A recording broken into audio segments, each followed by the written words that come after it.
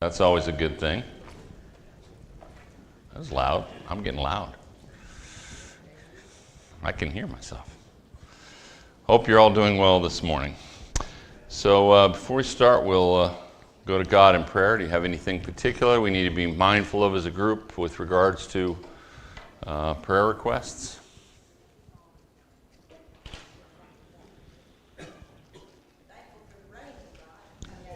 Yeah, absolutely.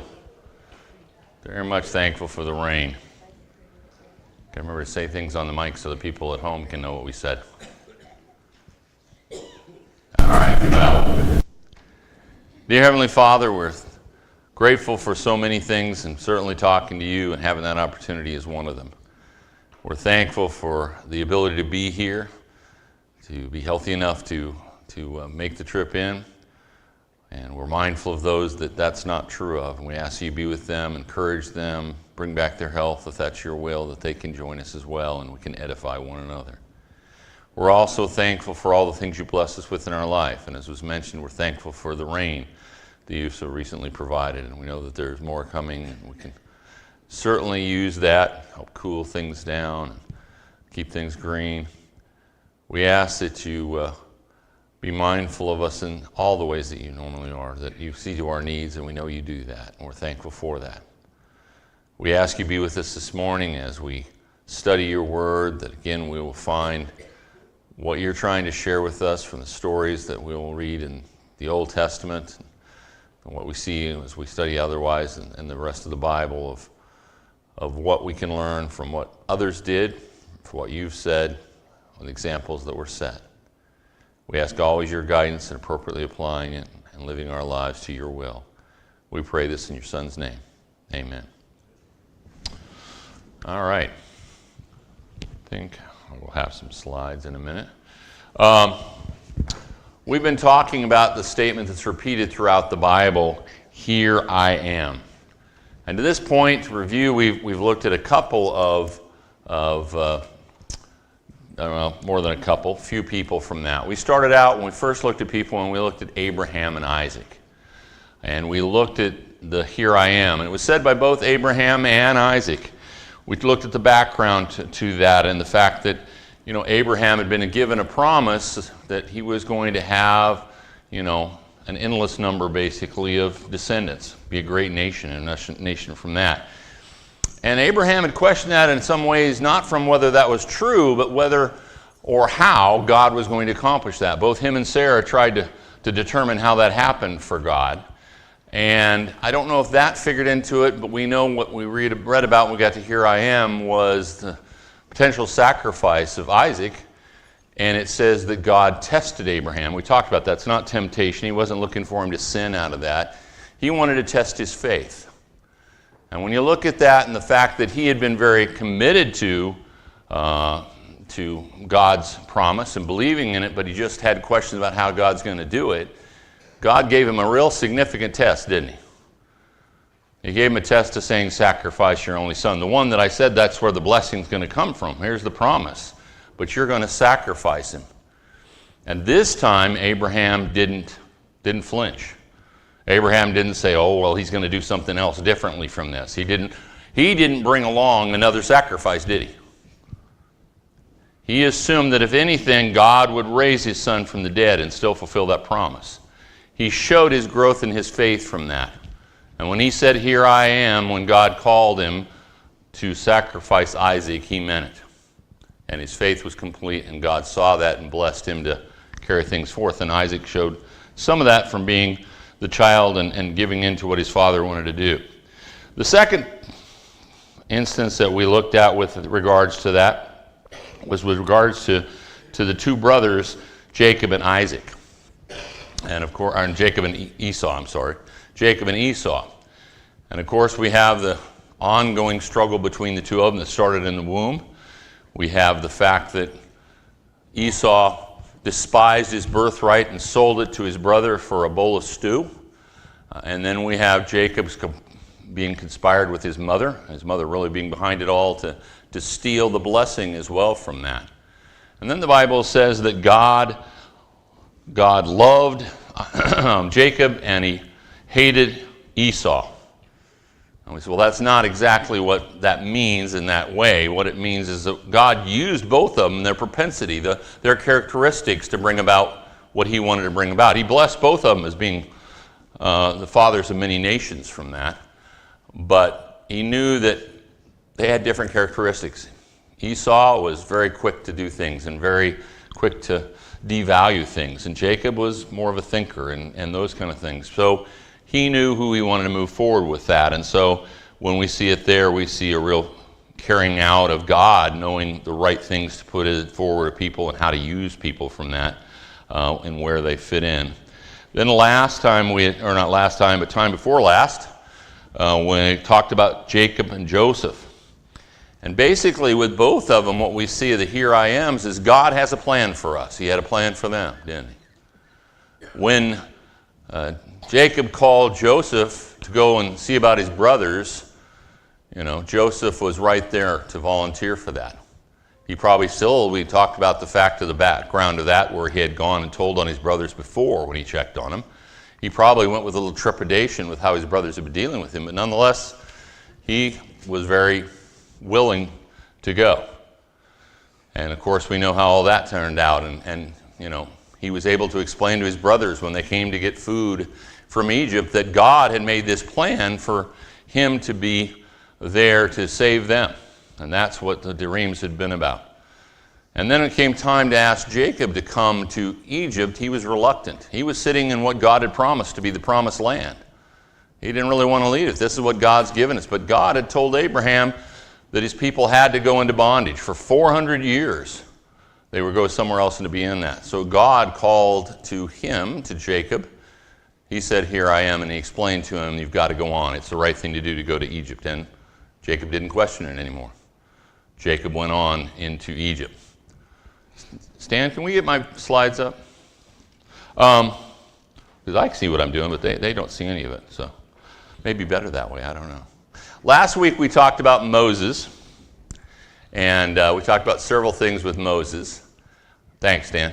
I'm going to turn it on, that might help. We noted, of course, that he was born, at the time he was born, Israel was prospering. It was getting more and more people in the nation from that, and that was a frightening reality for the Egyptians and Pharaoh. And going, wait a minute, this could go wrong. These people right here in our midst, and if they join with our enemies, we're going to have a battle on two different fronts, internally and externally. So they decided that they would do something about that, put more of a load on them.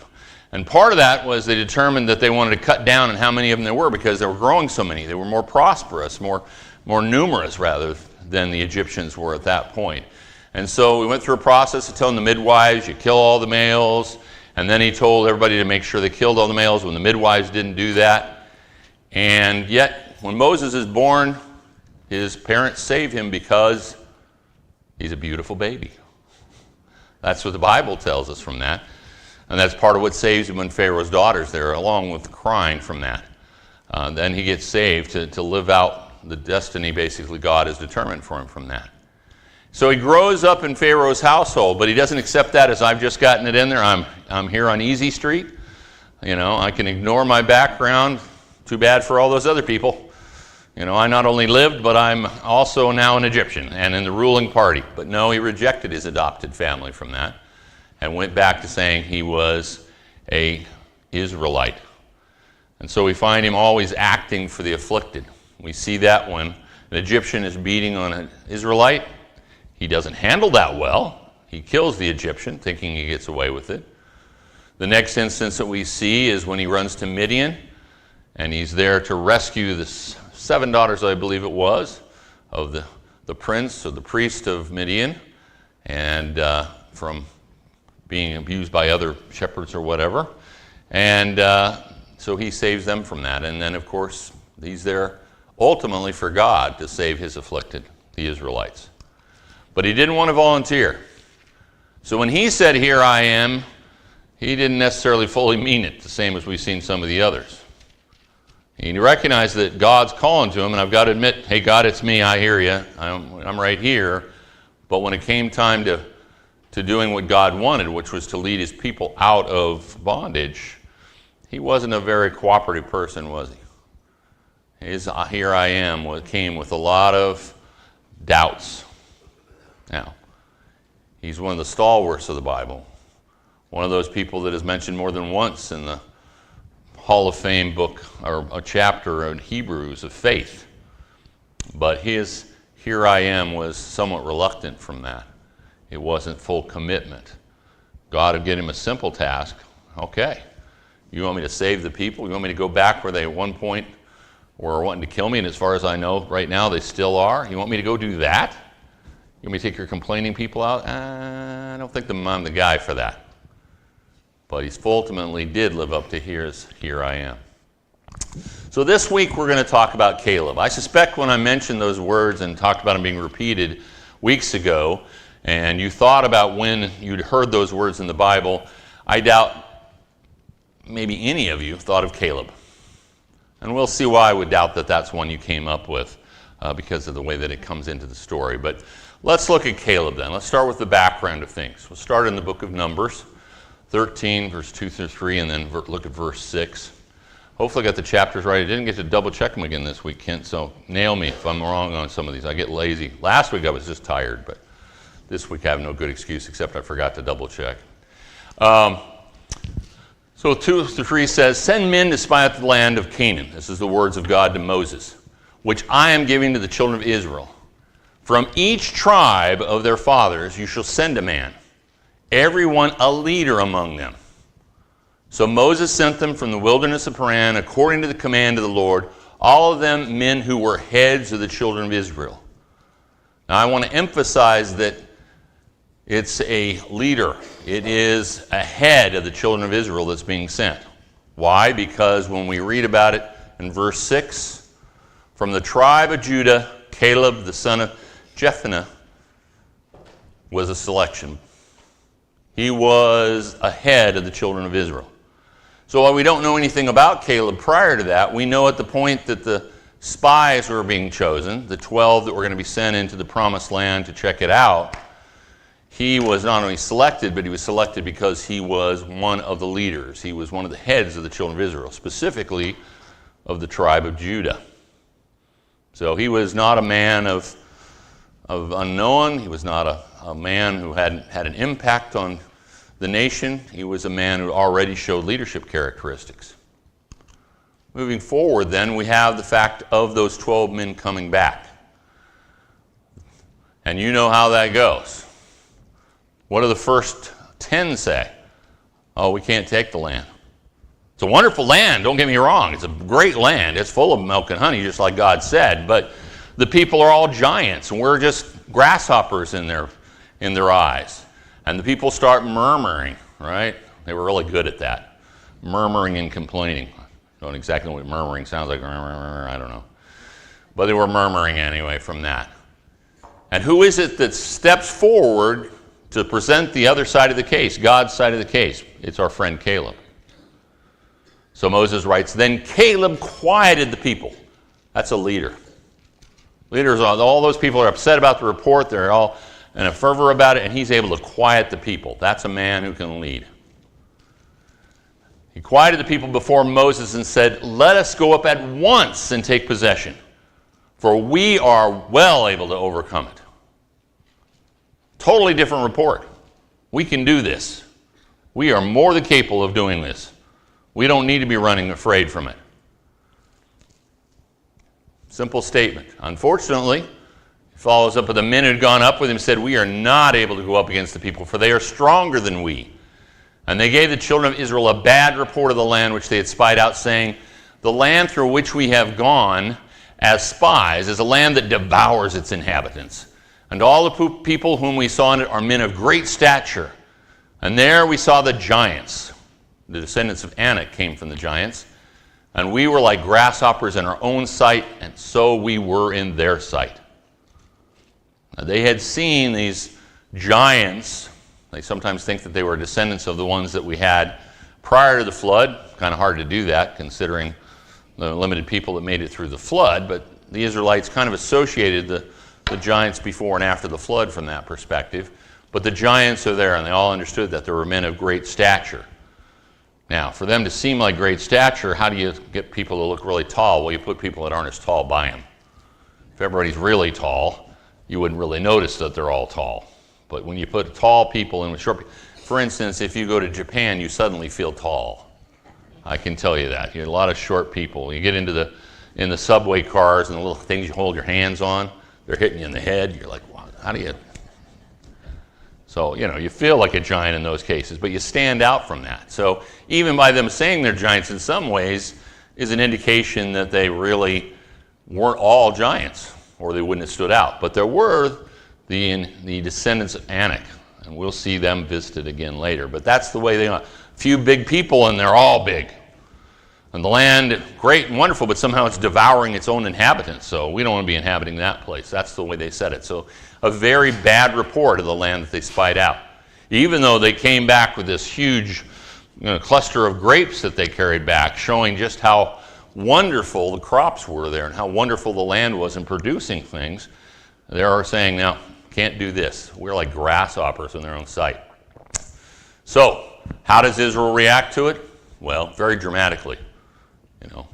It seems even today Jews are fairly dramatic about things. Even Jews talk about how dramatic they are and, play up the drama queen thing.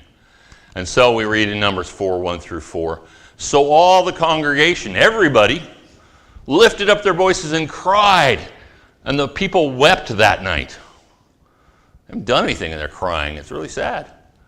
And all the children of Israel, all of them, complained against Moses and Aaron, and the whole congregation said to them, if only we had died in the land of Egypt, or if only we had died in this wilderness. Why has the Lord brought us to this land to fall by the sword, that our wives and children should become victims? Would it not be better for us to return to Egypt? So they said to one another, let's select a leader and return to Egypt. Now, how quickly they've forgotten how things were in Egypt, all right? They somehow remember it's all better than it was. We kind of have those memories. We talk about the golden ages and all those things in our youth and stuff, and we forget a lot of the negative things that happened to us in those places. And we tend to dwell on all the positive, and that's kind of what they're doing. Hey, we were enslaved. We were trying to build bricks and had to go and collect our own straw.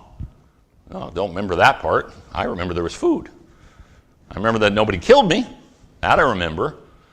They don't remember all the things that God had done to them. This was not the first time they complained. This is the 8th time that they've complained to God since he started this journey with them from that. 3 times they also said, we're going to die. They were that dramatic. It's death, dying. In the Red Sea, they said, we're going to die in the wilderness. At the time that they wanted to have food and hadn't been provided, we're going to die in Egypt. We would die here if we don't get it. And then when they got thirsty, same thing. Just go ahead and kill us. We want to die that. We don't want to die by thirst. Very dramatic about those things, and with no recognition. I mean, talk about drama. Think about what God's done. He split the Red Sea, right? He killed all of Pharaoh's people. He's made food come down from heaven. He's made water come from a rock. There's drama for you. But instead it's, I'm going to die. Or I'd rather die somewhere else from that. And that's what they oppose Moses and Aaron with that kind of an approach to things. So what did Joshua and Caleb's response to that as the 2 faithful spies, as we call it? Well, first we have, then Moses and Aaron fell on their faces before all the assembly of the congregation of the children of Israel. They're humbling themselves, hoping that they're going to just calm down from that. They'll recognize the error of their ways. But Joshua, the son of Nun, Caleb, the son of Jephunneh, who were among those who had spied out the land, they tore their clothes, and they spoke to all the congregation of the children of Israel, saying, the land we passed through to spy out is an exceedingly good land. They said, I don't care what the other guys say. Remember, the land is what God promised, a land flowing with milk and honey, basically. It's an exceedingly good land. Don't forget that. If the Lord delights in us, he will bring us into this land and give it to us. We're not going to get it because of our own. It's up to God. And if God really loves us, if God delights in us, he's going to give us that land from that. A land which flows with milk and honey. Only do not rebel against the Lord, nor fear the people of the land. For they are our bread. Their protection has departed from them, and the Lord is with us. Do not fear them. Say, look, he's going to give it to us. God said he'd give it to us. So he's going to bring us into that land and give it to us as long as we're good. If we don't rebel against him, if we don't come up with a fear of the people from that, God's with us. And we know that when they ultimately did go into the promised land, and when the spies, the two went in there and they spoke to Rahab the harlot, what did she say about how the people's hearts were? They melted, right? The people were already afraid of them before they went because of God, not because of the Israelites per se. They knew God had helped them get across the Jordan. He'd gotten across the Red Sea. All the things he'd done from them, their spirits were gone from that. And that's what Caleb and Joshua were trying to get across the people. God's with us. We're going to have that land not because we're the greatest army in the world. We're going to have that land because God wants us to have that land. But our responsibility here is that we've got to not rebel against God, be truthful, faithful to God. And we have to not fear the people that we're going in to get. They made the plea. But what has the reaction of the people? And all the congregations said to stone them with stones. That's how they took that report. I'd say not well. Didn't take it very well from that. But God stepped in. Now the glory of the Lord appeared in the tabernacle meeting before all the children of Israel. And we know he stopped that from happening. They didn't get stoned. We wouldn't have a story. We haven't had Here I Am yet. If Caleb got stoned at that point. But everybody in the one side of it are very frustrated. Both sides are frustrated, I suppose. God's very frustrated. Moses and Aaron are very frustrated, and Caleb and Joshua are very frustrated at this point. And so we get to the point of God, one of the many times God just kind of wants to wipe them out. Wipe his people out from that. And Moses has to make an appeal. Don't kill your people. That's not going to send the right message to the Egyptians and other people. If you saved them at this point and then you wiped them all out, this is your people. Don't go to that point. But God, in part of talking about what he's going to do, singles out Caleb for special attention, and that's important to our story as we get to it. Then the Lord said, I have pardoned according to your word. I pardoned the nation of Israel. Not that I didn't get them, they're not going out without punishment, but I pardoned them that they're going to be able to go on. I'm not going to wipe them out. But truly as I live, all the earth shall be filled with the glory of the Lord, because all these men who have seen my glory and the signs which I did in Egypt and in the wilderness, and have put me to the test now these 10 times, and have not heeded my voice, they certainly shall not see the land of which I swore to their fathers, nor shall any of those who rejected me see it. But my servant Caleb, because he has a different spirit in him and has followed me fully, I will bring into the land where he went, and his descendants shall inherit it. So God says, all those that were opposed to me, since the whole congregation was in opposition to me, those males, those adults, they're not going to see that land. I'm going to make very little exceptions. Caleb was totally committed to me. He has followed what I asked him to do fully. He knew that when going into the nation and to spy it out wasn't to decide whether we could take it, you could take it. It was to report on what was going to be there, what you could gain from it, what was available to you, what was the resources. And so he came back with a positive report from that. And so because he had that spirit where he went, his descendants shall inherit it. I guess I will revisit that when we go down further from it. Moving on later. Now the Amalekites and the Canaanites dwell in the valley. Tomorrow turn and move out into the wilderness by the way of the Red Sea, starting the 40 years of wandering. And the Lord spoke to Moses and Aaron, saying, how long shall I bear with this evil congregation who complain against me? I have heard the complaints which the children of Israel make against me. Say to them, as I live, says the Lord, just as you have spoken in my hearing, so I will do to you. The carcasses of you who have complained against me shall fall in this wilderness, all of you who were numbered, according to your entire number from 20 years old and above. That's what God defined to be the adults, the ones that were men that were able to go to war from that. And so when a census was taken, they counted them from age 20 on up from that. Now that's no small thing of how many people died in 40 years.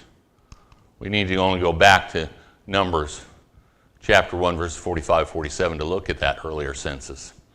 So all the numbered of the children of Israel by their fathers' houses from 20 years old and above, all who were able to go to war in Israel, all who were numbered were 603,550. But the Levites were not numbered among them by their fathers' tribe. I don't think the Levites weren't subject to the same declaration and judgment by God. So we know that of males, 603,546 died. Actually, 448, because Moses and Aaron both died before they got to the promised land. The only ones that didn't, Joshua and Caleb. Ever thought about that? That's a lot of deaths in 40 years. A lot of deaths in 40 years, and that's just the males.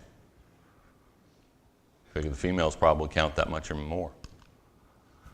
So, now, God speaks specifically again about Caleb and Joshua and the children of the Israelites.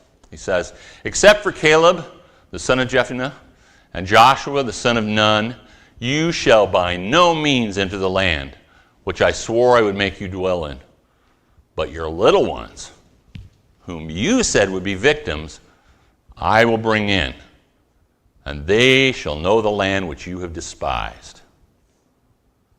So those who are the ones that are going to be able to go into the land and receive the promise to have the land flowing with milk and honey, a place where orchards have already been planted, where crops have been planted, where they have fortified cities that you can inhabit, all these good things that are already waiting for you.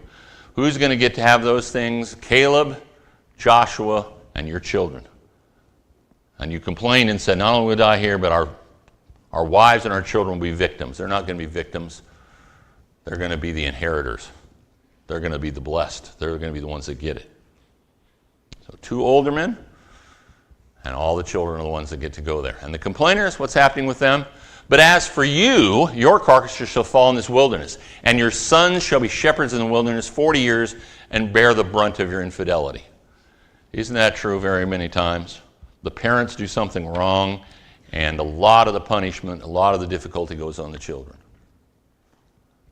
It happens in life, it happens in the church, it happens all over places. And that's why God points it out. They're going to bear the brunt of your infidelity. You're just going to die, but they're going to have to go and suffer around wandering for 40 years for no apparent reason and watch all of you die. Until your carcasses are consumed in the wilderness. According to the number of days in which you spied out the land, 40 days, for each day you shall bear your guilt 1 year, namely 40 years, and you shall know my rejection. I, the Lord, have spoken this. I will surely do so to all this evil congregation who are gathered together against me. In this wilderness they shall be consumed, and there they shall die. He leaves no doubt about what's going to be. And then, what about our spies? They aren't going to get to wonder about theirs. Goes on, now the men whom Moses sent to spy out the land had returned and made all the congregation complain against him by bringing a bad report of the land. Those very men who brought the evil report about the land died by the plague before the Lord. They had pretty much an immediate kind of death. But Joshua the son of Nun and Caleb the son of Jephunneh remained alive of the men who went to spy out the land. God carried that out pretty quickly. 40 years to kill the rest of them. Have them die anyway. So why were they wandering out there? God said in Deuteronomy 8, 1 and 2, every commandment which I command you today, this is after they've been wandering, he looks back, you must be careful to observe, that you may live and multiply and go in and possess the land of which the Lord swore to your fathers. And you shall remember that the Lord your God led you all the way, these 40 years in the wilderness. Why did he do that? To humble you and to test you. What was he testing? We know what he's testing with Abraham. It's not a temptation from that. What was he testing him to find out? He wanted to know what was in your heart, whether you would keep his commandments or not. Just like he wanted to see whether or not Abraham would carry out exactly what he said without questioning or trying to decide how to do it, he tested his people to see whether or not they would keep his commandments. Were they quite as good as Abraham at doing it? Not necessarily, but they did better than they had before. What was the physical impact, if we go on and after that, of that wandering that they did all that? It says, so he humbled you, allowed you to hunger, and fed you with manna which you did not know, nor did your fathers know, that he might make you know that, here's a famous phrase, man shall not live by bread alone, but man lives by every word that proceeds from the mouth of the Lord. Somebody seemed to have used that scripture at some point. I can't recall. Probably a minor character, it seems like. But of course, we know that's what Jesus said to the devil in one of the temptations from that. But verse 4 says, your garments did not wear out on you, nor did your foot swell these 40 years. That's kind of important for me to lead into more of a discussion about Caleb, I think. I mean, imagine that. 40 years they've been wearing the same clothes, and nobody got, they're walking all over the wilderness for 40 years, and nobody's feet got sore. Man, some of us can't go a day without our feet bothering us, right? And can you imagine? I mean, us men would deal with having the same clothes for 40 years. I'm not sure how women would do the same clothes for 40 years. That's, wow, can you imagine that? No shopping, no changing. You can't go, well, what do I wear today? I'm going to wear the same thing I wore yesterday and the day before. Well, when it wears out, I'll get something new. Okay. Good luck with that for 40 years. Not going to go shopping anytime soon. So, we then go to the fact that they've conquered things to some extent, and they're going in to try to take over the land. And Joshua has talked to the people, and he's getting together with the leaders, and he's starting to think about divvying out the land and from that. And that's kind of the situation we find in the book of Joshua when we visit Caleb next, and when he's mentioned next. Looking at verses 6 through 15. Then the children of Judah came to Joshua in Gilgal. And Caleb, the son of Jephunneh, the Kenizzite, said to him, you know the word which the Lord said to Moses, the man of God, concerning you and me in Kadesh Barnea. He's speaking to Joshua. I was 40 years old when Moses, the servant of the Lord, sent me from Kadesh Barnea to spy out the land. And I brought back word to him as it was in my heart. Nevertheless, my brethren who went up with me made the heart of the people melt. But I wholly followed the Lord my God. He's making a presentation and reminding Joshua. I don't think Joshua necessarily forgot. They were the only two older people left. And they had probably been somewhat bonded as they were doing the spying, since they were in agreement of things afterwards. But he's reminding him, remember, I came back and gave a good report, and the others did not do that. And I did that wholly following the Lord my God, as I have done all along the way. I've been a very faithful servant of God's, and now I'm going to make this request of you, basically, from that.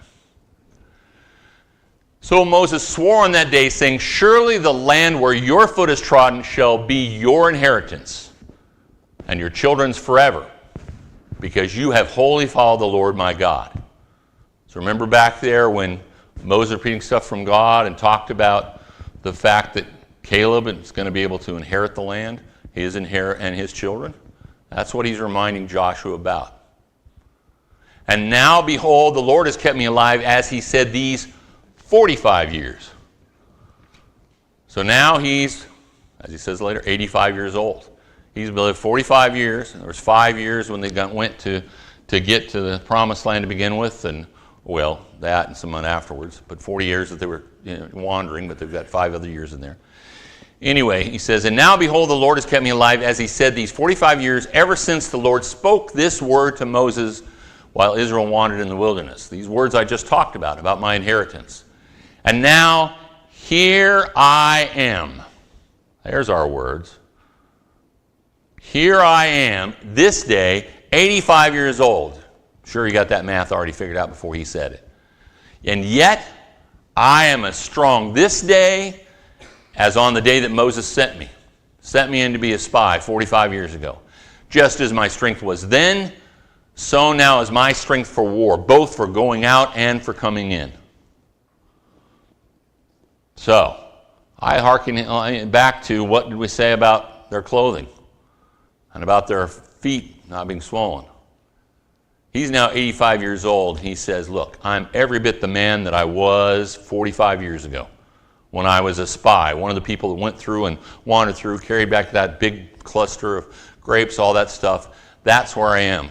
God has blessed me to be just as strong now as I was then. It's important to point that out because there's two old guys, right? Anybody else would be okay.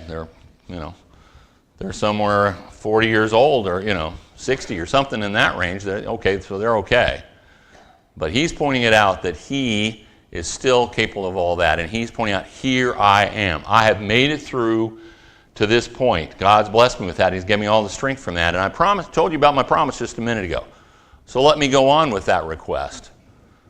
So, who asked a question? In this case, when we get here I am, there's no question. It's a declaration by Caleb. He's saying, I'm still here. Here I am. Just as God promised, here I am. And he also, now what does he want? What was the question? It wasn't a question. Again, it was a declaration. He wanted what God and Moses had promised him, his inheritance in the promised land. He wanted Joshua to carry out God's declaration of what Caleb himself individually was to inherit versus the tribes themselves. He had a promise of something specific for him. So his faith will go on in verses 6 through 15. Now therefore give me this mountain of which the Lord spoke in that day. For you heard in that day how the Anakim were there, and that the cities were great and fortified. So if you didn't know what land he was talking about back when he spoke to begin with, what had they been talking about? They've been talking about the Anakim. They've been talking about where the Anakim lived out of all the land. They weren't everywhere. The whole land, as we talked about, wasn't giants. The Anakim lived specifically on that mountain. And he says, that's what God promised me. And it will, maybe, that the Lord will be with me. Maybe. He's pretty convinced the Lord's going to be with him, but he's going to couch it that way. It may be. Just go ahead and see if it's going to work that way. Test me and see if God's with me on that. And I shall be able to drive them out as the Lord said. And Joshua blessed him and gave Hebron to Caleb, the son of Jephunneh, as an inheritance.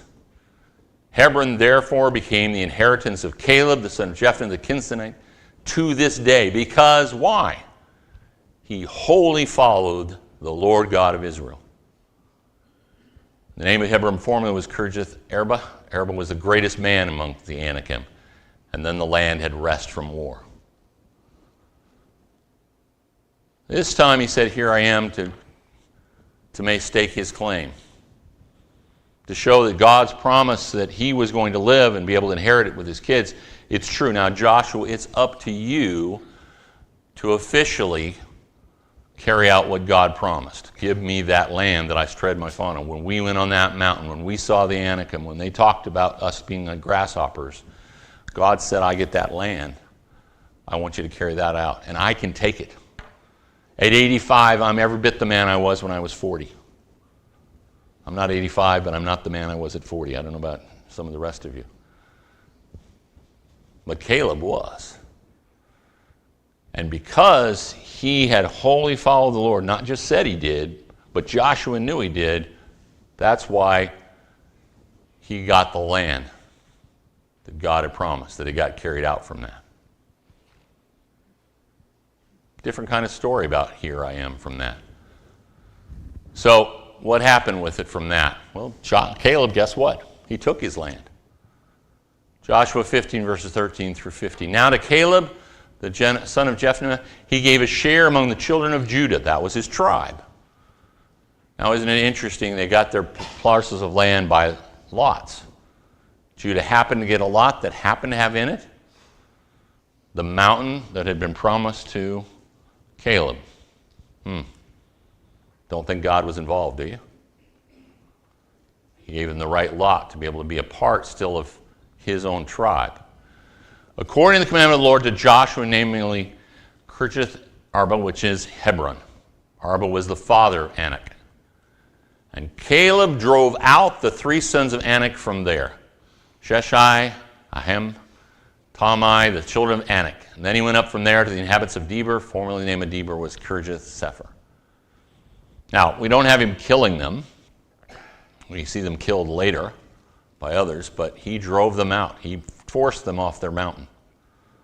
God was with him. A man of 85 took out the three giants that had caused 40 years of wandering because the 10 spies saw three giants and said, the whole land is giants, we can't take them. And Caleb says, I'm 85, I can do it. because God's with me. Here I am to carry it out. Not only did he say it, he carried it out. He went and did it and chased him out, and he took that inheritance because he trusted in God to deliver him, just as God had done everything along the way. Now, Caleb doesn't show up specifically in the Hall of Fame chapter in Hebrews. He does play another role a little bit in things. If we carry on, we see him in relationship to one of his children at least. In Joshua 15, starting verse 16, 19, it says, "And Caleb said, he who attacked Kirjath-Sepher," remember that was the second city it was talked about that he went to go to, "and takes it, to him I will give Achish, my daughter, as wife." Women, you like that idea? You're just a gift, you know. Somebody takes it, here, you get to have my wife. I mean, my daughter. That's kind of how things got promised. That's how David sort of ended up with one of Saul's daughters.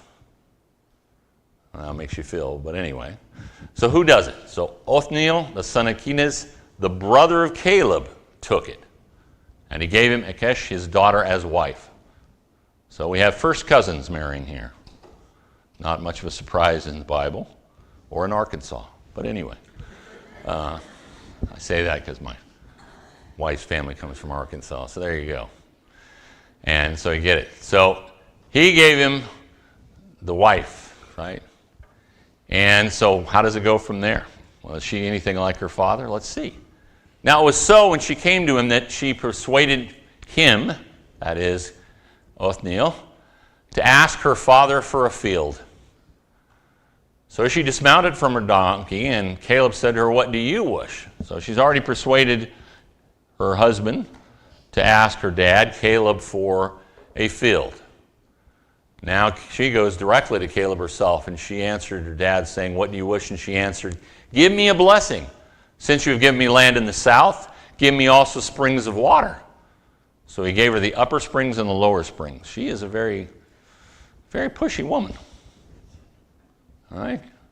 It's not good enough that, well, I don't know, except maybe it's payback. You made me marry somebody and didn't give me a choice in it, so now I made him have to ask for a field, and I want you to give me springs. If you gave me land, it doesn't do any good if I don't have water for it. So he goes further and he gives her both the upper and lower springs. She was a difficult child growing up. I'm just pretty sure about that. But we see some of that same leadership that we see from Caleb. And we'll see it somewhat in her husband. What do we know about her husband, Othniel? He becomes the first judge, right? Caleb's impact seemingly carried on. So he's able to do that. He is the son of his younger brother. That's part of how they were able to be somewhat age-wise from that. So a different situation with Here I Am. And it's not a response to any kind of call out to them or nothing. It's a statement, a declaration of its own. But a powerful one nonetheless. Looking ahead. Next week, we're going to talk about one that you probably did think of when we talked about Here I Am. We'll talk about Samuel. And we know that one. He says it several times from that in his story, and a story we all know very well. And we'll look at that next week before we move on to the other remaining 6 instances we'll talk about as we go along the quarter. There's some scriptures for you to look at, some of which we will utilize next week in our discussions. More than I could probably read in all that time, but anyway, that's it. Any comments? Again, I don't know, didn't open it up very well. Guy. I'll take it a little bit of, I don't know what the word is, but reference to the idea of Arkansas. Well, I know. Because I'm from Arkansas. I know. Did you marry your first cousin? You're okay. Well, I didn't do that. No second? No. It was unfair. Okay, I apologize, Guy. Any other comments, feedback? All right. Look forward to talking about Samuel next week. Have a good week.